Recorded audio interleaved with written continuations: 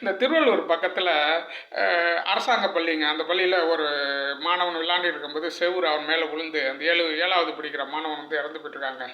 என்னங்க அந்த கல்வித்துறை இருக்குது! இவ்வளோ நவீன காலத்தில் கூட இன்னும் பாரு இந்த செவுத்தெல்லாம் ஒழுங்காக வச்சுக்காம, ஆனால் வந்து கல்வித்துறையில் நாங்கள் அப்படி பண்ணிட்டோம் இப்படி பண்ணிட்டோம்லாம் சொல்கிறாங்க. இந்த அமைச்சர் என்ன தான் இருக்காருன்னு தெரிலங்க. பாருங்கள், அந்த ஒரு குழந்தை வந்து உயிர் போயிடுச்சு. செவுரு விழுந்திருக்கு, ஒரு பலவீனமான ஒரு செவுரு. பழைய பள்ளிக்கூடங்கள்லாம் இடிச்சிட்டு கட்டுறேன்னு சொல்லி இடித்தாங்க.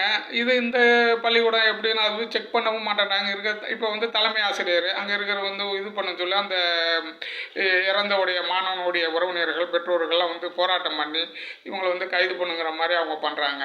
பிள்ளை இறந்து போச்சு, போனது ஒரு உயிர் போனது தானுங்க. பள்ளிக்கு படிக்க போகிற ஒரு சிறுவர்களை எவ்வளோ பாதுகாப்பாக இருக்கணும். அதனால தாங்க அந்த அரசாங்க பள்ளிகளை யாருமே விரும்புறதில்ல. என்ன காரணம்னா இதுமாரி பழைய பில்டிங்கு, ஓட்ட கூரை, ஒழுங்காக பாடம் சொல்லி கொடுக்குறதில்ல.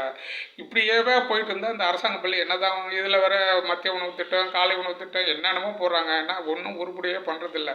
இன்னும் நல்லா ஆய்வு பண்ணுங்க. நல்ல கிராமங்கள்லாம் சில பள்ளிகள்லாம் 2 பேர் ஒருத்தன் தான் படிக்கிறாங்க அந்த அரசாங்க பள்ளியில்.